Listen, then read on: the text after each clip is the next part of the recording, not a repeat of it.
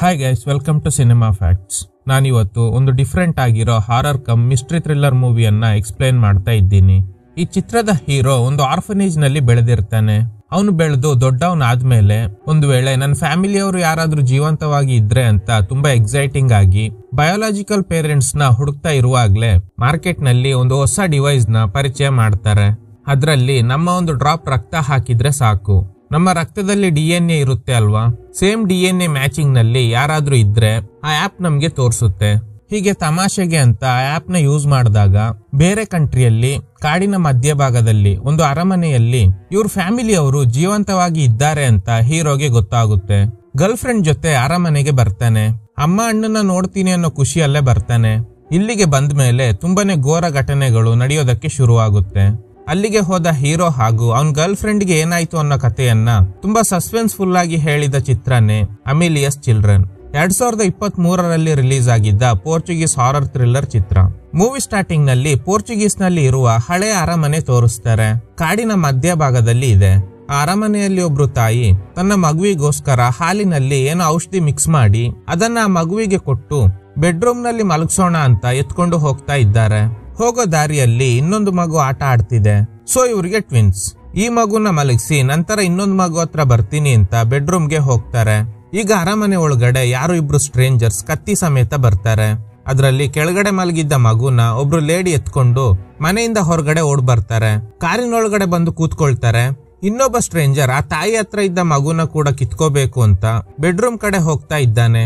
ಈ ಕಡೆ ಆ ಮಗುನ ಮಲಗಿಸೋದಕ್ಕೆ ಬಂದಿದ್ದ ಲೇಡಿ ವಿಂಡೋ ಸ್ಕ್ರೀನ್ ಹಾಕುವಾಗ ಒಂದು ವಿಷಯ ನೋಟಿಸ್ ಮಾಡ್ತಾರೆ. ಅದೇನಂದ್ರೆ ಹೊರಗಡೆ ಕಾರ್ ನಿಂತಿದೆ. ಇದೇನು ನಮ್ಮನೆ ಹತ್ರ ಯಾವ್ದೋ ಕಾರ್ ನಿಂತಿದೆಯಲ್ಲ ಅಂತ ತಿರುಗಿ ನೋಡಿದಾಗ ರೂಮ್ಗೆ ಬಂದ ಆ ಸ್ಟ್ರೇಂಜರ್ ಆ ಮಗುನ ಕೂಡ ಎತ್ಕೊಂಡು ಹೊರಗಡೆ ಹೊಡ್ ಬರ್ತಾ ಇದ್ದಾನೆ. ಆಗ ಆ ಲೇಡಿ ನನ್ ಮಗು ಅಂತ ಕಿರ್ಚುವಾಗ ಅವ್ರ ಕಣ್ಣನ್ನ ಫೋಕಸ್ ಮಾಡ್ತಾರೆ. ಈ ಲೇಡಿ ಯಾರು ಅಂಡ್ ಆ ಮಕ್ಕಳನ್ನ ಕದಿಯೋದಕ್ಕೆ ಬಂದಿರೋದು ಯಾರು ಅನ್ನೋದೇ ದೊಡ್ಡ ಪ್ರಶ್ನೆ. ಫಸ್ಟ್ ಮಗುನ ಎತ್ಕೊಂಡು ಬಂದಿದ್ದ ಲೇಡಿ ಇನ್ನೊಬ್ಬ ವ್ಯಕ್ತಿ ಆ ಮಗುನ ಕೂಡ ಎತ್ಕೊಂಡು ಬರ್ತಾನೆ ಅಂತ ವೇಟ್ ಮಾಡ್ತಾ ಇದ್ದಾರೆ. ಆಗ ಯಾರು ಆ ಮಗುನ ಎತ್ಕೊಂಡು ಓಡ್ ಬರ್ತಾರೆ. ಅದು ಈ ಲೇಡಿ ಕಾಯ್ತಾ ಇರೋ ವ್ಯಕ್ತಿ ಅಲ್ಲ. ಓಡ್ ಬರ್ತಾ ಇರೋದು ಇವ್ರು ಕಳ್ತನ ಮಾಡಿರೋ ಮಗುವಿನ ತಾಯಿ. ಅಟ್ಲೀಸ್ಟ್ ಈ ಮಗುನಾದ್ರೂ ಸೇವ್ ಮಾಡೋಣ ಅಂತ ಈ ಲೇಡಿ ಅಲ್ಲಿಂದ ಸ್ಪೀಡ್ ಆಗಿ ಡ್ರೈವ್ ಮಾಡ್ಕೊಂಡು ಹೋಗ್ತಾರೆ. ಅಲ್ಲಿಂದ ಬಂದ ಲೇಡಿ ಅವರು ತಂದಿದ್ದ ಮಗುನ ಒಂದು ಆರ್ಫನೇಜ್ ನಲ್ಲಿ ಬಿಟ್ಟು ಹೋಗ್ತಾರೆ. ಈ ಮೂವಿ ಸ್ಟಾರ್ಟಿಂಗ್ ನಲ್ಲೇ ನಮ್ಗೆ ತುಂಬಾ ಕನ್ಫ್ಯೂಷನ್ ಬರುತ್ತೆ. ಆ ಮಕ್ಕಳನ್ನ ನೋಡ್ಕೊಳ್ತಾ ಇದ್ದ ಲೇಡಿ ಯಾರು, ಆ ಮಗುನ ಕಳ್ತನ ಮಾಡಿದ್ದು ಯಾರು, ಕಳ್ತನ ಮಾಡಿ ಯಾಕೆ ಆರ್ಫನೇಜ್ ನಲ್ಲಿ ಬಿಟ್ರು, ಈ ತರ ಹಲವು ಪ್ರಶ್ನೆಗಳು ಕಾಡುತ್ತೆ. ಹಾಗೆ ಕಟ್ ಮಾಡಿದ್ರೆ 30 ವರ್ಷಗಳ ನಂತರ ಚಿತ್ರದ ಹೀರೋ ಆಗಿರೋ ಎಡ್ವರ್ಡ್ ನ ತೋರಿಸ್ತಾರೆ. ಇವ್ರು ಯಾರಂದ್ರೆ 30 ವರ್ಷದ ಹಿಂದೆ ಒಂದು ಲೇಡಿಯಿಂದ ಸೇವ್ ಆಗಿ ಆರ್ಫನೇಜ್ ನಲ್ಲಿ ಬೆಳೆದಿದ್ದ ಮಗುನೇ ಇವನು. ಈಗ ನ್ಯೂಯಾರ್ಕ್ ನಲ್ಲಿ ಇದ್ದಾನೆ. ತನ್ನ ಬಯೋಲಾಜಿಕಲ್ ಪೇರೆಂಟ್ಸ್ ಯಾರು ಅನ್ನೋ ಪ್ರಶ್ನೆ ಇವನಿಗೆ ಪದೇ ಪದೇ ಕಾಡ್ತಾ ಇದೆ. ಅದಕ್ಕೆ ಇವನು ಬೆಳೆದಿದ್ದ ಆರ್ಫನೇಜ್ಗೆ ಕಾಲ್ ಮಾಡಿ ನನ್ನ ಹುಡ್ಕೊಂಡು ಯಾರಾದ್ರೂ ಬಂದಿದ್ರ ಅಂತ ಕೇಳ್ತಾ ಇರ್ತಾನೆ. ಹಾಗೆ ಕಟ್ ಮಾಡಿ ಎಡ್ವರ್ಡ್ಗೆ ರೈಲಿ ಅನ್ನೋ ಗರ್ಲ್ ಫ್ರೆಂಡ್ ಇದ್ದಾಳೆ. ಆಕ್ಚುಲಿ ಅವಳು ಇವತ್ತು ಎಡ್ವರ್ಡ್ಗೆ ಬರ್ಡೇ ಅಂತ ಸೆಲೆಬ್ರೇಟ್ ಮಾಡ್ತಾ ಇದ್ದಾಳೆ. ಆಕ್ಚುಲಿ ಇವನ್ನ ಆರ್ಫನೇಜ್ ನಲ್ಲಿ ಆ ಲೇಡಿ ಬಿಟ್ಟೋದ್ರು ಅಲ್ವಾ, ಅದೇ ಡೇಟ್ ನ ಇವನ್ ಬರ್ಡೇ ಅಂತ ಸೆಲೆಬ್ರೇಟ್ ಮಾಡ್ತಾ ಇದ್ದಾಳೆ. ಎಡ್ವರ್ಡ್ ನ ನಿಜವಾದ ಡೇಟ್ ಆಫ್ ಬರ್ತ್ ಗೊತ್ತಿಲ್ಲ. ಹೀಗೆ ಸೆಲೆಬ್ರೇಟ್ ಮಾಡ್ತಾ ಇರುವಾಗ ರೈಲಿ ಬರ್ಡೇ ಗಿಫ್ಟ್ ಆಗಿ ಒಂದು ಹೊಸ ಡಿವೈಸ್ ಕೊಡ್ತಾಳೆ. ಈ ಡಿವೈಸ್ ಬಗ್ಗೆ ರೈಲಿ ಎಕ್ಸ್ಪ್ಲೈನ್ ಮಾಡ್ತಾ ಇದ್ದಾಳೆ. ಈ ಡಿವೈಸ್ ಒಳಗಡೆ ನಮ್ಮ ಬೆರಳನ್ನ ಇಟ್ರೆ ಅದು ಬ್ಲಡ್ ಸ್ಯಾಂಪಲ್ ನ ಕಲೆಕ್ಟ್ ಮಾಡಿ ಸೇಮ್ DNA ಅಲ್ಲಿ ಪ್ರಪಂಚದಲ್ಲಿ ಬೇರೆ ಯಾರಾದ್ರೂ ಇದ್ರೆ ಅದನ್ನ ನಮ್ಗೆ ತೋರಿಸುತ್ತೆ. ರೈಲಿಗೆ ಗೊತ್ತಿದೆ ಎಡ್ವರ್ಡ್ ತುಂಬಾ ದಿನಗಳಿಂದ ತನ್ನ ಫ್ಯಾಮಿಲಿಗೋಸ್ಕರ ಸರ್ಚ್ ಮಾಡ್ತಾ ಇದ್ದಾನೆ ಅಂತ. ಅದಕ್ಕೆ ಡಿವೈಸ್ ನ ತಂದಿರ್ತಾಳೆ. ಮೇ ಬಿ ಇವನ್ ತರಾನೇ ಎಡ್ವರ್ಡ್ ಫ್ಯಾಮಿಲಿ ಇವನ್ನ ಸರ್ಚ್ ಮಾಡಿದ್ರೆ ಅಥವಾ ಅವರು ಕೂಡ ಈ ಆಪ್ ನ ಯೂಸ್ ಮಾಡಿದ್ರೆ ಅದರ DNA ಡೇಟಾಬೇಸ್ ನಲ್ಲಿ ಇರುತ್ತೆ. ಇನ್ ಕೇಸ್ ಇದ್ರೆ ಈ ಡಿವೈಸ್ ನಲ್ಲಿ ತೋರಿಸೋ ಸಾಧ್ಯತೆ ಇದೆ. ಅದಕ್ಕೆ ಇದನ್ನ ಬರ್ಡೇ ಗಿಫ್ಟ್ ಆಗಿ ಕೊಟ್ಟಿರ್ತಾಳೆ. ಎಡ್ವರ್ಡ್ ಅವನ್ ಬ್ಲಡ್ ಸ್ಯಾಂಪಲ್ ನ ಕೊಡ್ತಾನೆ. ಸೊ ಈಗ ರಾತ್ರಿ ಆಗಿರೋದ್ರಿಂದ ಇಬ್ರು ನಿದ್ದೆ ಮಾಡ್ತಾ ಇದ್ದಾರೆ. ಎಡ್ವರ್ಡ್ಗೆ ಒಂದು ಡಿಸ್ಟರ್ಬಿಂಗ್ ಆಗಿರೋ ಕನ್ಸು ಬೀಳುತ್ತೆ. ಆ ಕನ್ಸಲ್ಲಿ ಒಂದು ದೊಡ್ಡ ಹಾಲ್ ತರ ಇದೆ. ಅಲ್ಲಿ ಒಬ್ರು ಲೇಡಿ ದೇಹ ಪೂರ್ತಿ ರಕ್ತ ಒಂದು ಮಗುನ ಎತ್ಕೊಂಡಿದ್ದಾರೆ. ಅಷ್ಟರಲ್ಲಿ ಎಡ್ವರ್ಡ್ಗೆ ಎಚ್ಚರಿಕೆ ಆಗುತ್ತೆ. ಅವನ್ ಫೋನ್ಗೆ ಒಂದು ನೋಟಿಫಿಕೇಶನ್ ಬಂದಿದೆ. ನಿನ್ನೆ ಆ ಆಪ್ಗೆ ಇವನು ಬ್ಲಡ್ ಸ್ಯಾಂಪಲ್ ಕೊಟ್ಟಿದ್ರಿಂದ 100% ಮ್ಯಾಚ್ ಸಿಕ್ಕಿದೆ. ಮೇ ಬಿ ಅವರು ಸಿಬ್ಲಿಂಗ್ ಆಗಿರ್ಬೋದು ಅಂತ ಆಪ್ ನಲ್ಲಿ ಸಜೆಷನ್ ಕೊಡ್ತಾ ಇದೆ. ಇದನ್ನ ನೋಡಿ ಎಡ್ವರ್ಡ್ಗೆ ಶಾಕ್ ಆಗುತ್ತೆ. ಅಷ್ಟರಲ್ಲಿ ಏನೋ ಶಬ್ದ ಕೇಳಿಸ್ತಾ ಇದೆ. ಏನು ಅಂತ ನೋಡಿದ್ರೆ ಕಾರ್ನರ್ ನಲ್ಲಿ ಯಾವ್ದೋ ಆತ್ಮ ಇವನ್ನೇ ನೋಡ್ತಾ ಇದೆ. ಕಟ್ ಮಾಡಿದ್ರೆ ರೈಲಿ ಡ್ಯೂಟಿಲಿ ಇರುವಾಗ ಎಡ್ವರ್ಡ್ ಕಾಲ್ ಮಾಡಿ ಹೇಳ್ತಾನೆ, ಹೀಗೆ ನನ್ನ DNA ಮ್ಯಾಚ್ ಆಗೋ ಇನ್ನೊಂದು DNA ಸಿಕ್ಕಿದೆ. ಮೇ ಬಿ ಅವನು ನಮ್ಮ ಅಣ್ಣ ಅಥವಾ ತಮ್ಮ ಆಗಿರ್ಬೋದು ಅಂತ. ಇಷ್ಟು ವರ್ಷ ಹುಡುಕ್ತಾ ಇದ್ದಿದ್ದು ಇದಕ್ಕೋಸ್ಕರ ತಾನೆ, ಕಾಲ್ ಮಾಡಿ ಮಾತಾಡು ಅಂತ. ಅಷ್ಟರಲ್ಲಿ ಅವನೇ ಎಡ್ವರ್ಡ್ಗೆ ಕಾಲ್ ಮಾಡ್ತಾನೆ. ಅವನ ಹೆಸರು ಮ್ಯಾನ್ಯುಯಲ್. ಕಾಲ್ ಪಿಕ್ ಮಾಡಿದಾಗ ಮ್ಯಾನ್ಯುಯಲ್ ಹೇಳ್ತಾನೆ, ನಾವಿಬ್ರು ಟ್ವಿನ್ಸ್, ಇಷ್ಟು ವರ್ಷ ಅಮ್ಮ ನಿನ್ಗೋಸ್ಕರನೇ ಕಾಯ್ತಾ ಇದ್ದಾರೆ, ಆದಷ್ಟು ಬೇಗ ಬಾ ಅಂತ. ಸೊ ರೈಲಿ ಜೊತೆ ಸ್ವಂತ ಊರಿನ ಕಡೆ ಹೋಗ್ತಾ ಇದ್ದಾನೆ. ಪೋರ್ಚುಗೀಸ್ ನಲ್ಲಿ ಲ್ಯಾಂಡ್ ಆದ್ಮೇಲೆ ಒಂದು ಕಾರನ್ನ ರೆಂಟ್ ತಗೊಂಡು ಎಡ್ವರ್ಡ್ ಫ್ಯಾಮಿಲಿನ ಹುಡ್ಕೊಂಡು ಹೋಗ್ತಾ ಇದ್ದಾರೆ. ಫುಲ್ ಫಾರೆಸ್ಟ್ ಏರಿಯಾದಲ್ಲೇ ಟ್ರಾವೆಲ್ ಮಾಡ್ತಾ ಇರ್ತಾರೆ.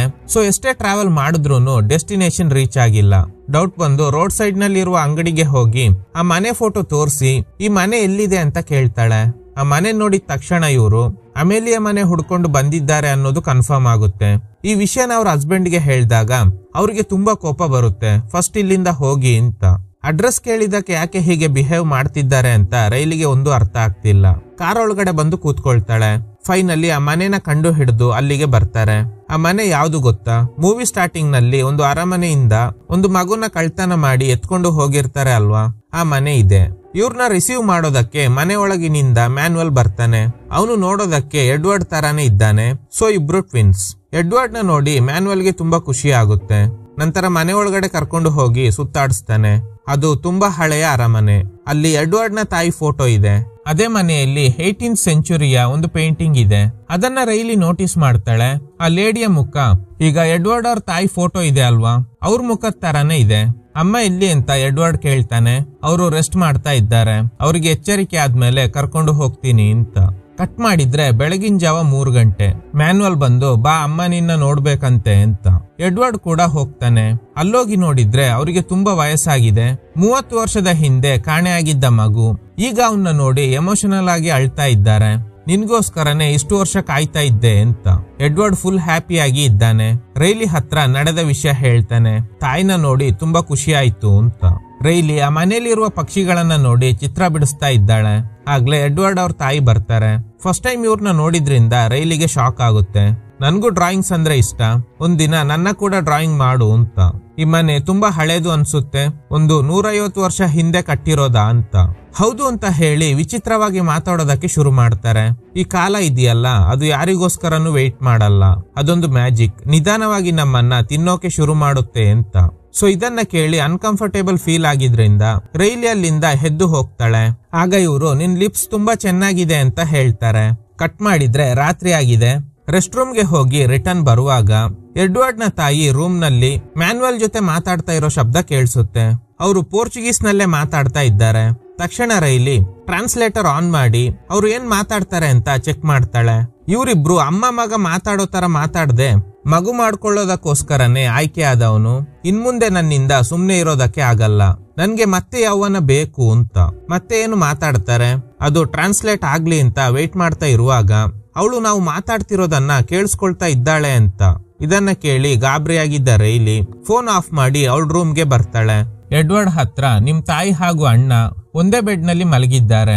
ಆಗ ಎಡ್ವರ್ಡ್ ಹೇಳ್ತಾನೆ, ಹೌದಾ, ಹಾಗಾದ್ರೆ ನನ್ಗೂ ವಿಯರ್ಡ್ ಅನ್ಸ್ತಾ ಇದೆ ಅಂತ. ನೆಕ್ಸ್ಟ್ ಡೇ ರೈಲಿ ಯೋಗ ಮಾಡ್ತಾ ಇರುವಾಗ ಇದನ್ನ ಅಬ್ಸರ್ವ್ ಮಾಡ್ತಿದ್ದ ಎಡ್ವರ್ಡ್ ನ ತಾಯಿ ರೈಲಿ ಬಾಡಿ ಶೇಪ್ ನೋಡಿ ನಗ್ತಾ ಇದ್ದಾರೆ. ಕಟ್ ಮಾಡಿದ್ರೆ ರೈಲಿ ಊರಲ್ಲಿರೋ ಫ್ರೆಂಡ್ ಜೊತೆ ಮಾತಾಡ್ತಾ ಇದ್ದಾಳೆ. ನನ್ಗೆ ಈ ಮನೆಯಲ್ಲಿ ಏನೋ ವಿಯರ್ಡ್ ಆಗಿ ನಡೀತಾ ಇರೋ ಹಾಗೆ ಫೀಲ್ ಆಗ್ತಿದೆ, ಮತ್ತೆ ಯಾಕೆ ಅಲ್ಲಿ ಇದ್ದೀಯಾ, ಹೊರಟು ಬರೋತ್ತಾನೆ ಅಂತ ಫ್ರೆಂಡ್ ಹೇಳ್ತಾಳೆ. ಇಷ್ಟು ವರ್ಷ ಕಳೆದ್ಮೇಲೆ ಎಡ್ವರ್ಡ್ ಅವನ್ ಫ್ಯಾಮಿಲಿ ಜೊತೆ ಇದ್ದಾನೆ, ಸಡನ್ ಆಗಿ ಬರೋಕೆ ಆಗಲ್ಲ, ಅವನ್ ಜೊತೆ ಮಾತಾಡ್ತೀನಿ ಅಂತ. ಹೀಗೆ ಮಾತಾಡ್ತಾ ಆ ರೂಮ್ ನಲ್ಲಿ ಒಂದು ಹಳೆ ಬಾಕ್ಸ್ ಇರೋದನ್ನ ನೋಡ್ತಾಳೆ. ಅಲ್ಲಿ ತುಂಬಾ ಫೋಟೋಸ್ ಇದೆ. ಎಡ್ವರ್ಡ್ ತಾಯಿ ತರ ಒಂದು ಫೋಟೋ ಇದೆ, ಕೈಯಲ್ಲಿ ಒಂದು ಮಗು ಕೂಡ ಇದೆ. ಪಕ್ಕದಲ್ಲಿ ಎಡ್ವರ್ಡ್ ತರನೇ ಇರೋ ವ್ಯಕ್ತಿ ಕೂಡ ಇದ್ದಾರೆ, ಅಂದ್ರೆ ಅವನ್ ಟ್ವಿನ್ ಬ್ರದರ್ ತರ ಇದೆ. ಹೇಗೆ ಹಸ್ಬೆಂಡ್ ಕೂಡ ಒಂದೇ ತರ ಇದ್ದಾರೆ ಅಂತ ಇವಳಿಗೆ ಕನ್ಫ್ಯೂಸ್ ಆಗುತ್ತೆ. ಅಷ್ಟರಲ್ಲಿ ಮ್ಯಾನ್ಯುಯಲ್ ಬರ್ತಾನೆ. ಏನ್ ಮಾಡ್ತಿದ್ಯಾ ಅಂತ ಕೇಳಿದಾಗ ಏನಿಲ್ಲ ಅಂತ ಹೇಳಿ ಅಲ್ಲಿಂದ ಎಸ್ಕೇಪ್ ಆಗ್ತಾಳೆ. ರೈಲಿಗೆ ನಿದ್ದೆನೆ ಬರ್ತಿಲ್ಲ, ರಾಂಗ್ ಪ್ಲೇಸ್ಗೆ ಬಂದಿದ್ದೀವಿ ಅಂತ ಅನ್ಸ್ತಾ ಇದೆ. ಸ್ವಲ್ಪ ಹೊತ್ತಿನಲ್ಲೇ ನಿದ್ದೆಗೆ ಜಾರ್ತಾಳೆ. ಆಗ ಪಕ್ಕದಲ್ಲಿ ಏನೋ ಶಬ್ದ ಕೇಳ್ತಿದೆ. ಎಡ್ವರ್ಡ್ ಅವ್ರ ತಾಯಿ ಇವಳು ರೂಮ್ ಒಳಗಡೆ ಕೂತ್ಕೊಂಡು ಇವಳು ಸೂಟ್ ಕೇಸ್ ಓಪನ್ ಮಾಡಿ ಇನ್ನರ್ ವೇರ್ಸ್ ಎಲ್ಲ ತೆಗೆದು ಸ್ಮೆಲ್ ಮಾಡ್ತಾ ಇದ್ದಾಳೆ. ರೈಲಿಗೆ ಶಾಕ್ ಆಗುತ್ತೆ. ಅಷ್ಟರಲ್ಲಿ ರೈಲಿ ಮೇಲೆ ಅಟ್ಯಾಕ್ ಮಾಡೋದಕ್ಕೆ ಟ್ರೈ ಮಾಡ್ತಾ ಇದ್ದಾರೆ. ತಕ್ಷಣ ಎಚ್ಚರಿಕೆ ಆಗಿ ನೋಡಿದ್ರೆ ಅದೊಂದು ಕನ್ಸು. ಆದ್ರೆ ಅವಳು ಸೂಟ್ ಕೇಸ್ ಓಪನ್ ಆಗಿದೆ. ಸೊ ಹಾಗಾದ್ರೆ ಅದು ಕನ್ಸ ಅಥವಾ ನಿಜವಾಗ್ಲೂ ನಡೀತಾ ಅಂತ ಇವಳಿಗೆ ಡೌಟ್ ಶುರು ಆಗುತ್ತೆ. ಈಗ ಜಾಗಿಂಗ್ ಮಾಡ್ತಾ ಇದ್ದಾಳೆ. ಹಾಗೆ ಫ್ರೆಂಡ್ಗೆ ಕಾಲ್ ಮಾಡಿ ನಡೆದ ಎಲ್ಲ ವಿಷಯ ಹೇಳ್ತಾಳೆ. ಇದನ್ನ ಕೇಳಿ ಫ್ರೆಂಡ್ ಹೇಳ್ತಾಳೆ, ನೀವು ಅಲ್ಲಿರೋದು ಸೇಫ್ ಅಲ್ಲ, ಆದಷ್ಟು ಬೇಗ ಹೊರಟು ಬನ್ನಿ ಅಂತ. ನಾನು ಎಡ್ವರ್ಡ್ ಜೊತೆ ಮಾತಾಡ್ತೀನಿ ಅಂತ ಹೇಳಿ ಕಾಲ್ ಕಟ್ ಮಾಡ್ತಾಳೆ. ಕಟ್ ಮಾಡಿದ್ರೆ ಎಡ್ವರ್ಡ್ ರೈಲಿಗೋಸ್ಕರ ಸರ್ಚ್ ಮಾಡ್ತಾ ಇರುವಾಗ ಒಂದು ಜಾಗದಲ್ಲಿ ಯಾವ್ದೋ ಬೇಸ್ಮೆಂಟ್ ತರ ಇದೆ, ಅಲ್ಲಿಂದ ಏನೋ ಶಬ್ದ ಕೇಳಿಸ್ತಾ ಇದೆ. ಒಳಗಡೆ ಹೋಗಿ ನೋಡ್ತಾನೆ. ಅಲ್ಲೊಂದು ಘೋರವಾದ ಆತ್ಮ ತೆವಳ್ಕೊಂಡು ಹಿಂದೆ ಹೋಗ್ತಿರೋ ಹಾಗೆ ಕಾಣಿಸ್ತಾ ಇದೆ. ಇದರಿಂದ ಗಾಬರಿಯಾಗಿದ್ದ ಎಡ್ವರ್ಡ್ ಅನ್ಕಾನ್ಶಿಯಸ್ ಆಗ್ತಾನೆ. ಅಷ್ಟರಲ್ಲಿ ಅವನ್ ಟ್ವಿನ್ ಬ್ರದರ್ ಅಲ್ಲಿಗೆ ಬರ್ತಾನೆ. ನೇರವಾಗಿ ಮೆಡಿಟೇಷನ್ ರೂಮ್ಗೆ ಕರ್ಕೊಂಡು ಹೋಗ್ತಾನೆ. ಮ್ಯಾನ್ಯುಯಲ್ ಹೇಳ್ತಾನೆ, ನನ್ಗೂ ಈ ತರ ಹ್ಯಾಲುಸಿನೇಷನ್ ಬರ್ತಾ ಇರುತ್ತೆ, ಅದಕ್ಕೆ ನಾನು ಔಷಧಿ ತಗೋತೀನಿ ಅಂತ, ಅದನ್ನ ನಿನ್ಗೂ ಕೊಡ್ತೀನಿ ಅಂತ ಟೀಯಲ್ಲಿ ಏನೋ ಮಿಕ್ಸ್ ಮಾಡ್ತಾನೆ. ಇದೇ ಔಷಧಿನ ಮೂವಿ ಸ್ಟಾರ್ಟಿಂಗ್ ನಲ್ಲಿ ಆ ಲೇಡಿ ಕೂಡ ಮಿಕ್ಸ್ ಮಾಡಿರ್ತಾರೆ. ಅದನ್ನ ಎಡ್ವರ್ಡ್ ಕುಡಿತಾನೆ. ಕುಡಿದ ಮೇಲೆ ಇಲ್ಯೂಷನ್ಸ್ ಬರೋದಕ್ಕೆ ಶುರು ಆಗುತ್ತೆ. ಆ ಲೇಡಿ ಕೈಯಲ್ಲಿ ಮಗು, ಅವ್ರ ಬಾಡಿ ಮೇಲೆ ರಕ್ತ ಆಗಿದೆ. ಆಪೋಸಿಟ್ ನಲ್ಲಿ ಕೂತಿರೋ ಇವನ್ ಬ್ರದರ್ ರೈಲಿ ತರ ಕಾಣಿಸ್ತಾ ಇದ್ದಾನೆ. ಚಿಂತೆ ಮಾಡಬೇಡ, ಇದು ನಮ್ಗೆ ಸಿಕ್ಕಿರೋ ವರ ಅಂತ ಮ್ಯಾನ್ಯುಯಲ್ ಹೇಳ್ತಾನೆ. ಹಾಗೆ ಕಟ್ ಮಾಡಿದ್ರೆ ರೈಲಿ ಈ ಹಾಂಟಿಂಗ್ ಆಗಿರೋ ಮನೆಗಳ ಬಗ್ಗೆ ಗೂಗಲ್ ನಲ್ಲಿ ಸರ್ಚ್ ಮಾಡ್ತಾ ಇದ್ದಾಳೆ. ಆಗ 17th ಸೆಂಚುರಿಯಲ್ಲಿ ಈ ಪ್ರದೇಶದಲ್ಲಿ ಬದುಕಿದ್ದ ಒಬ್ರು ಪೋರ್ಚುಗೀಸ್ ವಿಚ್ ಬಗ್ಗೆ, ಅಂದ್ರೆ ಮಾಟಗಾತಿ ಬಗ್ಗೆ ಕೆಲವು ಡೀಟೇಲ್ಸ್ ಗಳು ವಿಕಿಪೀಡಿಯಾದಲ್ಲಿ ಇದೆ. ಇದನ್ನ ನೋಡಿ ರೈಲಿಗೆ ಗಾಬರಿ ಆಗುತ್ತೆ. ಯಾಕಂದ್ರೆ ಈ ಮನೆಯಲ್ಲಿ ನಡೀತಾ ಇರೋ ಘಟನೆಗಳು ಕೂಡ ವಿಯರ್ಡ್ ಆಗಿದೆ. ಇದ್ರ ಬಗ್ಗೆ ಎಡ್ವರ್ಡ್ ಜೊತೆ ಮಾತಾಡ್ತಾಳೆ. ಇಲ್ಲಿ ಯಾವ್ದು ಸರಿ ಇಲ್ಲ, ಏನೇನೋ ಕ್ರೀಪಿಯಾಗಿ ನಡೀತಾ ಇದೆ, ನಾವು ಊರಿಗೆ ಹೋಗೋಣ ಅಂತ. ಇಷ್ಟು ವರ್ಷ ಕಳೆದ ಮೇಲೆ ನಮ್ ತಾಯಿ ನನಗೆ ಸಿಕ್ಕಿದ್ದಾರೆ, ನೀನು ಹೋಗೋದಾದ್ರೆ ಹೋಗು, ಆದ್ರೆ ನಾನ್ ಬರಲ್ಲ ಅಂತ. ನೆಕ್ಸ್ಟ್ ಜಾಗಿಂಗ್ ಮಾಡ್ತಾ ಇರುವಾಗ ರೋಡ್ ಸೈಡ್ ನಲ್ಲಿ ಒಬ್ರು ಲೇಡಿ ಫ್ರೂಟ್ ಸ್ಟಾಲ್ ಇಟ್ಕೊಂಡಿರೋದನ್ನ ನೋಡ್ತಾಳೆ. ಅವರು ಇವಳ ಹತ್ರ ಏನೋ ಹೇಳೋದಕ್ಕೆ ಟ್ರೈ ಮಾಡ್ತಾ ಇರುವಾಗ ಹಾಗೆ ಕಟ್ ಮಾಡಿ ಮ್ಯಾನ್ಯುಯಲ್ ಅಮ್ಮ ನಿನ್ನ ನೋಡ್ಬೇಕಂತೆ ಅಂತ ಹೇಳಿ ಎಡ್ವರ್ಡ್ ನ ಕರ್ಕೊಂಡು ಹೋಗ್ತಾನೆ. ನೋಡಿದ್ರೆ ಅವರು ಹಳೆಯ ಪೋರ್ಚುಗೀಸ್ ಸಾಂಗ್ ಹಾಕಿ ಡ್ಯಾನ್ಸ್ ಮಾಡ್ತಾ ಇದ್ದಾರೆ. ತುಂಬಾ ದಿನ ಆದ್ಮೇಲೆ ಡ್ಯಾನ್ಸ್ ಮಾಡ್ತಾ ಇದ್ದೀನಿ, ನೀನು ಕೂಡ ಜಾಯ್ನ್ ಆಗು ಅಂತ. ಕಟ್ ಮಾಡಿದ್ರೆ ರೈಲಿ ಆ ಫ್ರೂಟ್ ಸ್ಟಾಲ್ ಇಟ್ಟಿದ್ದ ಲೇಡಿ ಮನೆಗೆನೆ ಹೋಗಿದ್ದಾಳೆ. ಅಲ್ಲಿ ಆ ಲೇಡಿ ಕೆಲವು ಫೋಟೋಸ್ ನ ತೋರಿಸ್ತಾರೆ. ಇದು 30 ವರ್ಷದ ಹಿಂದೆ ತೆಗ್ದಿರೋ ಫೋಟೋ.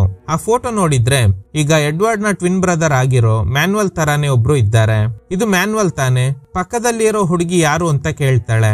ಇವ್ರಿಗೆ ಇಂಗ್ಲಿಷ್ ಬರಲ್ಲ, ಪೋರ್ಚುಗೀಸ್ ನಲ್ಲಿ ಮಾತಾಡ್ತಾ ಇದ್ದಾರೆ. ತಕ್ಷಣ ರೈಲಿ ಟ್ರಾನ್ಸ್ಲೇಟರ್ ನ ಆನ್ ಮಾಡಿ ನಿಧಾನವಾಗಿ ಮಾತಾಡಿ ಅಂತ ಹೇಳ್ತಾಳೆ. ಈಗಲೇ ಕೆಲವು ಶಾಕಿಂಗ್ ಸಂಗತಿಗಳು ಗೊತ್ತಾಗುತ್ತೆ. ಈ ಫೋಟೋನಲ್ಲಿ 30 ವರ್ಷದ ಹಿಂದೆ ಮ್ಯಾನ್ಯುಯಲ್ ಹೇಗೆ ಇರೋದಕ್ಕೆ ಸಾಧ್ಯ ಅಂತ ಕೇಳಿದಾಗ ಅದು ಮ್ಯಾನ್ಯುಯಲ್ ಅಲ್ಲ, ಅದು ಎಡ್ವರ್ಡ್ ಹಾಗೂ ಮ್ಯಾನ್ಯುಯಲ್ ನ ತಂದೆ ಆರ್ಥರ್. ಮತ್ತೆ ಹೇಗೆ ಅವರು ನೋಡೋದಕ್ಕೆ ಎಡ್ವರ್ಡ್ ಹಾಗೂ ಮ್ಯಾನ್ಯುಯಲ್ ತರಾನೇ ಇದ್ದಾರೆ ಅಂತ ಕೇಳಿದಾಗ ಇಲ್ಲಿ ಇನ್ನೊಂದು ಟ್ವಿಸ್ಟ್. 30 ವರ್ಷದ ಹಿಂದೆ ಈ ಲೇಡಿಯ ಮಗಳು ಆರ್ಥರ್ ನ ಲವ್ ಮಾಡಿದ್ದಾಳೆ. ಆ ಸಮಯದಲ್ಲಿ ಇವರಿಗೆ ಒಂದು ವಿಷಯ ಗೊತ್ತಾಗಿದೆ, ಆ ಮನೇಲಿ ಇದ್ದಾರೆ ಅಲ್ವಾ, ಈಗ ಎಡ್ವರ್ಡ್ ನ ತಾಯಿ ಅಂತ ಅವರು ಮಾಟಗಾತಿ ಅಂತೆ. ತುಂಬಾ ವರ್ಷಗಳಿಂದ ಅವರು ಯಂಗಾಗಿನೇ ಇರೋದಕ್ಕೆ ಒಂದು ಟ್ರಿಕ್ ಫಾಲೋ ಮಾಡಿದ್ದಾರೆ. ಆ ಟ್ರಿಕ್ ಏನಂದ್ರೆ ಅವಳು ಹೊಟ್ಟೆಯಲ್ಲಿ ಹುಟ್ಟಿದ ಮಗು ಜೊತೆನೆ ಅಫೇರ್ ಇಟ್ಕೊಂಡು ಅದರ ಮೂಲಕ ಒಂದು ಮಗುವಿಗೆ ಜನ್ಮ ಕೊಡ್ತಾಳೆ. ಆ ಮಗು ಜೊತೆನು ಸೇಮ್ ಮೆಥಡ್ ಫಾಲೋ ಮಾಡ್ತಾಳೆ. ಹೀಗೆ ಮಾಡಿ ಅವಳು ಯಂಗಾಗಿನೇ ಇದ್ಲು. ಇನ್ ಕೇಸ್ ಹೆಣ್ಮಗು ಹುಟ್ಟಿದ್ರೆ ಸಾಯಿಸ್ಬಿಡ್ತಾಳೆ, ಗಂಡು ಮಗು ಹುಟ್ಟಿದ್ರೆ ಅದನ್ನ ಫ್ಯೂಚರ್ ನಲ್ಲಿ ಯೂಸ್ ಮಾಡ್ಕೊಳ್ತಾಳಂತೆ. ಇದೇ ಮೆಥಡ್ ನ ರಿಪೀಟ್ ಮಾಡಿನೇ ಅವಳು 100 ವರ್ಷಗಳಿಂದ ಇನ್ನೂ ಜೀವಂತವಾಗಿದ್ದಾಳೆ. ಅಷ್ಟೇ ಅಲ್ಲದೆ ಆ ಮಾಟಗಾತಿ ಅವ್ರ ತಂದೆನ ಬೇಸ್ಮೆಂಟ್ ನಲ್ಲಿ ಕೂಡಿ ಹಾಕಿದ್ದಾಳೆ. ಅವ್ರನ್ನ ಸಾಯೋಕೆ ಬಿಡ್ತಾನೆ ಇಲ್ಲ. ಅವ್ರನ್ನ ಕಂಡು ಹಿಡಿತೀನಿ ಅಂತ ನನ್ ಮಗಳು ಹೋಗಿದ್ಲು, ಆಮೇಲೆ ಅವಳಿಗೆ ಏನಾಯ್ತು ಅಂತಾನೆ ಗೊತ್ತಿಲ್ಲ ಅಂತ. ಇದನ್ನ ಕೇಳಿ ರೈಲಿಗೆ ಶಾಕ್ ಆಗುತ್ತೆ. ಮನೆಗ್ ಬಂದು ನೋಡಿದ್ರೆ ಎಡ್ವರ್ಡ್ ಅವನ್ ತಾಯಿ ಜೊತೆ ಡ್ಯಾನ್ಸ್ ಮಾಡ್ತಾ ಇದ್ದಾನೆ. ಅವನ್ನ ಹೊರಗಡೆ ಬಾ, ನಿನ್ ಜೊತೆ ಮಾತಾಡ್ಬೇಕು ಅಂತ. ಆಗ ಈ ಲೇಡಿ ಒಳ್ಳೆ ಸಂದರ್ಭ ಹಾಳು ಮಾಡ್ತಾ ಇದ್ದೀಯಾ ಅಂತ ಬೈತಾ ಇದ್ದಾರೆ. ರೈಲಿ ಇವ್ರ ಮಾತಿಗೆ ತಲೆ ಕೆಡಿಸ್ಕೊಳ್ದೆ ಹೊರಗಡೆ ಬರ್ತಾಳೆ. ಹಿಂದೆನೆ ಎಡ್ವರ್ಡ್ ಕೂಡ ಬರ್ತಾನೆ. ರೈಲಿ ಇವ್ರ ಕಾರನ್ನ ತೆಗಿಯೋದಕ್ಕೆ ನೋಡ್ತಾಳೆ. ಮ್ಯಾನ್ಯುಯಲ್ ಇವ್ರ ಕಾರ್ ತೆಗಿದೇ ಇರೋ ಹಾಗೆ ಅವನ್ ಕಾರ್ನ ಅಡ್ಡ ನಿಲ್ಸಿರ್ತಾನೆ. ಎಡ್ವರ್ಡ್ ಯಾಕೆ ಹೀಗ್ ಮಾಡ್ತಿದ್ಯಾ ಅಂತ ಕೇಳ್ತಾನೆ. ನಿನ್ಗೆ ಅರ್ಥ ಆಗಲ್ಲ, ಬಾ ಅಂತ ಹೇಳಿ ಆ ಫ್ರೂಟ್ ಸ್ಟಾಲ್ ಇಟ್ಟಿದ್ದ ಲೇಡಿ ಮನೆಗೆ ಬರ್ತಾಳೆ. ಆ ಲೇಡಿಯಿಂದಾನೆ ಹೇಳ್ಸಿದ್ರೆ ಇವನಿಗೆ ಎಲ್ಲ ಅರ್ಥ ಆಗುತ್ತೆ ಅಂತ. ಆದ್ರೆ ಆ ಲೇಡಿ ಮನೇಲಿ ಇರೋದಿಲ್ಲ. ಹಾಗೇನೆ ಮ್ಯಾನ್ಯುಯಲ್ ಒಂದು ಚಾಕು ಸಮೇತ ಆ ಲೇಡಿ ಮನೆಯ ಹಿಂಭಾಗದಿಂದ ಬರ್ತಿರೋ ಹಾಗೆ ತೋರಿಸ್ತಾರೆ. ಅಂದ್ರೆ ಆ ಫ್ರೂಟ್ ಸ್ಟಾಲ್ ಇಟ್ಟಿದ್ದ ಲೇಡಿನ ಕೊಲೆ ಮಾಡಿದ್ದಾನೆ. ಎಷ್ಟೇ ಡೋರ್ ನಾಕ್ ಮಾಡಿದ್ರೂನು ಆ ಲೇಡಿ ಡೋರ್ ತೆಗಿದೆ ಇರೋದ್ರಿಂದ ವಿಂಡೋ ಒಳಗಡೆ ಹೋಗಿ ನೋಡಿದ್ರೆ ಆ ಲೇಡಿ ಇಲ್ಲ. ಅವ್ರು ಇವಳಿಗೆ ತೋರಿಸಿದ ಫೋಟೋಸ್ ಮಾತ್ರ ಇದೆ. ಅದನ್ನ ತಗೊಂಡು ಹೊರಗಡೆ ಬರ್ತಾಳೆ. ಅದನ್ನ ಎಡ್ವರ್ಡ್ಗೆ ತೋರಿಸಿ ಇದು ನಿಮ್ ತಂದೆ ಅಂತ ಹೇಳ್ತಾಳೆ. ಆದ್ರೆ ನೋಡೋದಕ್ಕೆ ಮ್ಯಾನ್ಯುಯಲ್ ತರ ಇದ್ದಾರೆ ಅಲ್ವಾ ಅಂತ ಕೇಳ್ತಾನೆ. ಆದ್ರೆ ಅದು ಮ್ಯಾನ್ಯುಯಲ್ ಅಲ್ಲ, ಇದು 30 ವರ್ಷದ ಹಿಂದೆ ತೆಗ್ದಿರೋ ಫೋಟೋ. ಅಷ್ಟೇ ಅಲ್ಲ, ನಿಮ್ ತಾಯಿ ಒಬ್ರು ಮಾಟಗಾತಿ. ನಿಮ್ಗೆ ಇದೆಲ್ಲ ಅರ್ಥ ಆಗಲ್ಲ, ನಾವು ಫಸ್ಟ್ ಇಲ್ಲಿಂದ ಹೋಗೋಣ ಅಂತ. ರಿಟರ್ನ್ ಮನೆಗ್ ಬಂದ್ಮೇಲೆ ಲಗೇಜ್ ಪ್ಯಾಕ್ ಮಾಡ್ತಾಳೆ. ಆದ್ರೆ ಇವನಿಗೆ ಇಲ್ಲಿಂದ ಹೋಗೋದಕ್ಕೆ ಇಂಟ್ರೆಸ್ಟ್ ಇಲ್ಲ. ಆಗ ಮ್ಯಾನ್ಯುಯಲ್ ಬರ್ತಾನೆ. ಆಗ ರೈಲಿ ನಿನ್ ಕಾರನ್ನ ಸೈಡ್ ತೆಗಿ, ನಾನು ನಮ್ ಕಾರನ್ನ ಹೊರಗಡೆ ತೆಗಿಬೇಕು ಅಂತ. ನಾನು ಆಲ್ರೆಡಿ ಸೈಡ್ ನಿಲ್ಸಿದೀನಿ ಅಂತ ಹೇಳ್ತಾನೆ. ರೈಲಿ ನಾನು ಕಾರಲ್ಲಿ ಇರ್ತೀನಿ, ಬೇಗ ಬಾ ಅಂತ ಹೇಳಿ ಅಲ್ಲಿಂದ ಹೋಗ್ತಾಳೆ. ಕಾರ್ನಲ್ಲಿ ಕೂತಿರುವಾಗ ಒಂದು ಮೆಸೇಜ್ ಬರುತ್ತೆ. ಇವರು ಒಂದು ಡಿವೈಸ್ ತಗೊಂಡಿರ್ತಾರೆ ಅಲ್ವಾ, ಅದರಲ್ಲೇ DNA ಮ್ಯಾಚ್ ಆಗಿ ಇಲ್ಲಿವರೆಗೂ ಬಂದಿದ್ದಾರೆ. ಆ ಕಂಪನಿಯಿಂದ ಒಂದು ವಾಯ್ಸ್ ನೋಟ್ ಬಂದಿದೆ. ಏನ್ ವಾಯ್ಸ್ ನೋಟ್ ಅಂತ ನೋಡಿದ್ರೆ, ಈ 2 ಮ್ಯಾಚಿಂಗ್ ಬ್ಲಡ್ ಸ್ಯಾಂಪಲ್ ನ ಚೆಕ್ ಮಾಡಿದಾಗ ನಮ್ಗೆ ಒಂದು ವಿಷಯ ಗೊತ್ತಾಯ್ತು. ಈ DNA ಚೆಕ್ ಮಾಡಿ ನೋಡಿದ್ವಿ, ಈ ಕುಟುಂಬದಲ್ಲಿ ಇರೋರು ಅಗೇನ್ ಅಂಡ್ ಅಗೇನ್ ಅವ್ರ ಕುಟುಂಬದಲ್ಲೇ ಬ್ರೀಡಿಂಗ್ ಮಾಡ್ಕೊಂಡಿರೋ ಸಾಧ್ಯತೆ ಇದೆ ಅಂತ. ಸೊ ಇವಳಿಗೆ ಕನ್ಫರ್ಮ್ ಆಗುತ್ತೆ ಆ ಫ್ರೂಟ್ ಸ್ಟಾಲ್ ಇಟ್ಟಿದ್ದ ಲೇಡಿ ಹೇಳಿದ್ದೆಲ್ಲ ನಿಜ ಅಂತ. ಕಟ್ ಮಾಡಿದ್ರೆ ಆ ಮಾಟಗಾತಿ ಟೀಯಲ್ಲಿ ಔಷಧಿ ಮಿಕ್ಸ್ ಮಾಡ್ತಾ ಇದ್ದಾಳೆ. ಅಷ್ಟರಲ್ಲಿ ಎಡ್ವರ್ಡ್ ಬರ್ತಾನೆ. ನಾನು ಹೊರಡ್ತಾ ಇದ್ದೀನಿ, ರೈಲಿ ಹೋಗೋಣ ಅಂತ ಹೇಳ್ತಾ ಇದ್ದಾಳೆ. ಇನ್ನೊಂದ್ ದಿನ ಬರ್ತೀನಿ ಅಂತ. ಸರಿ ಹೋಗು, ಪರವಾಗಿಲ್ಲ, ಆದ್ರೆ ಹೋಗೋಕು ಮುಂಚೆ ನಾನು ನಿನ್ಗೋಸ್ಕರ ಟೀ ಮಾಡಿದ್ದೀನಿ, ಕುಡಿ ಅಂತ. ಸೊ ಔಷಧಿ ಮಿಕ್ಸ್ ಆಗಿದ್ದ ಟೀ ಕುಡಿತಾ ಇದ್ದಾನೆ. ಹಾಗೆ ಕಟ್ ಮಾಡಿದ್ರೆ ರೈಲಿ ಕಾರ್ ಹಿಂದೆ ತೆಗಿಯೋದಕ್ಕೆ ಶೆಡ್ ಡೋರ್ ನ ತೆಗೆಯುವಾಗ ಒಂದು ಮೂಟೆ ಇದೆ. ಅದ್ರಲ್ಲಿ ಇವಳಿಗೆ ಆ ಮಾಟಗಾತಿ ಬಗ್ಗೆ ಹೇಳಿದ್ದ ಆ ಫ್ರೂಟ್ ಸ್ಟಾಲ್ ಇಟ್ಕೊಂಡಿದ್ದ ಲೇಡಿಯ ಡೆಡ್ ಬಾಡಿ ಇದೆ. ಅಂದ್ರೆ ಮ್ಯಾನ್ವಲ್ ಇವ್ರನ್ನ ಸಾಯಿಸಿ ಇಟ್ಟಿರ್ತಾನೆ. ಇದನ್ನ ನೋಡಿ ಹೆದರಿದ ರೈಲಿಗೆ ಏನ್ ಮಾಡ್ಬೇಕು ಅಂತಾನೆ ಗೊತ್ತಾಗದೆ ಟೆನ್ಷನ್ ನಲ್ಲಿ ಇದ್ದಾಳೆ. ಮ್ಯಾನ್ವಲ್ ಆ ಶೆಡ್ ಕಡೆನೆ ಚಾಕು ಸಮೇತ ಬರ್ತಾ ಇದ್ದಾನೆ. ಇದನ್ನ ನೋಡಿ ರೈಲಿ ಒಂದ್ ಕಡೆ ಹೈಡ್ ಆಗ್ತಾಳೆ. ಈ ಕಡೆ ಆ ಟೀ ಕುಡಿದ ಮೇಲೆ ಟಯರ್ಡ್ ಆಗಿದ್ದ ಎಡ್ವರ್ಡ್ ಅವನ್ ರೂಮ್ ಗೆ ಬರ್ತಾನೆ. ಇದನ್ನ ಮಾಟಗಾತಿ ಎದ್ದು ನೋಡ್ತಾ ಇದ್ದಾಳೆ. ಈ ಕಡೆ ಮ್ಯಾನ್ವಲ್ ಬರ್ತಾನೆ. ರೈಲಿ ಹೊರಗಡೆ ಬಾ, ನಿನ್ ಜೊತೆ ಮಾತಾಡ್ಬೇಕು ಅಂತ. ಅಷ್ಟ್ರಲ್ಲಿ ರೈಲಿ ಇವನ್ ಮೇಲೆ ಅಟ್ಯಾಕ್ ಮಾಡ್ತಾಳೆ. ಅಲ್ಲಿಂದ ಎಸ್ಕೇಪ್ ಆಗೋದಕ್ಕೆ ಟ್ರೈ ಮಾಡ್ತಾ ಇದ್ದಾಳೆ. ಈ ಕಡೆ ಎಡ್ವರ್ಡ್ ಇದ್ದ ರೂಮ್ ಗೆ ರೈಲಿ ಬರ್ತಾಳೆ. ಅವನ್ನ ಒಂದ್ ತರ ನೋಡಿ ಅವನ್ ಜೊತೆ ಇಂಟಿಮೇಟ್ ಆಗ್ತಾ ಇದ್ದಾಳೆ. ಇವನ್ ಕಣ್ಣಿಗೆ ಅದು ರೈಲಿ ತರಾನೇ ಕಾಣಿಸ್ತಾ ಇದೆ. ಆಕ್ಚುಲಿ ಇದು ರೈಲಿ ಅಲ್ಲ, ಆ ಮಾಟಗಾತಿ. ಔಷಧಿ ಮಿಕ್ಸ್ ಮಾಡಿದ್ದ ಟೀ ಕುಡಿದ ಮೇಲೆನೆ ಇವನ್ ಕಣ್ಣಿಗೆ ಇವಳು ರೈಲಿ ತರ ಕಾಣಿಸ್ತಾ ಇದ್ದಾಳೆ. ಸೊ ಅದಕ್ಕೇನೆ ಇವನು ಸುಮ್ನೆ ಇರ್ತಾನೆ. ಈ ಕಡೆ ರೈಲಿ ಮ್ಯಾನ್ವಲ್ ಮೇಲೆ ಅಟ್ಯಾಕ್ ಮಾಡಿ ಆ ಮನೆ ಬೇಸ್ಮೆಂಟ್ ಗೆ ಬಂದಿದ್ದಾಳೆ. ಅಲ್ಲಿ ನೋಡಿದ್ರೆ ಯಾರೋ ಇದ್ದಾರೆ. ಇವಳಿಗೆ ತುಂಬಾ ಭಯ ಆಗುತ್ತೆ. ನನ್ನ ಸೇವ್ ಮಾಡು ಅಂತ ರಿಕ್ವೆಸ್ಟ್ ಮಾಡ್ತಾರೆ. ಇವರು ಯಾರಂದ್ರೆ ಆ ಮಾಟಗಾತಿಯ ತಂದೆ. ತುಂಬಾ ವರ್ಷಗಳಿಂದ ಆ ಮಾಟಗಾತಿ ಇವರಿಗೆ ಟಾರ್ಚರ್ ಮಾಡಿದ್ದಾಳೆ. ರೈಲಿಗೆ ಏನ್ ಮಾಡ್ಬೇಕು ಅಂತ ಗೊತ್ತಾಗದೆ ಆ ಬೇಸ್ಮೆಂಟ್ ಇಂದ ನೇರವಾಗಿ ಎಡ್ವರ್ಡ್ ರೂಮ್ ಹತ್ರ ಬರ್ತಾಳೆ. ಬಂದು ನೋಡಿದ್ರೆ ಆ ಮಾಟಗಾತಿ ಎಡ್ವರ್ಡ್ ಜೊತೆ ಇಂಟಿಮೇಟ್ ಆಗ್ತಾ ಇದ್ದಾಳೆ. ಇವನ್ ಕಣ್ಣಿಗೆ ಮಾತ್ರ ಅವಳು ರೈಲಿ ತರ ಕಾಣಿಸ್ತಾ ಇದ್ದಾಳೆ. ಆದ್ರೆ ಇವಳ ಕಣ್ಣಿಗೆ ಆ ಮಾಟಗಾತಿಯ ನಿಜವಾದ ರೂಪ ಕಾಣಿಸ್ತಾ ಇದೆ. ಅವಳ ಮುಖ ವಿಚಿತ್ರವಾಗಿದೆ. ಹೇಗೂ ಅವಳ ಪ್ಲಾನ್ ಪ್ರಕಾರ ಕೆಲಸ ಮುಗ್ದಿದ್ರಿಂದ ಅಲ್ಲಿಂದ ಹೋಗ್ತಾಳೆ.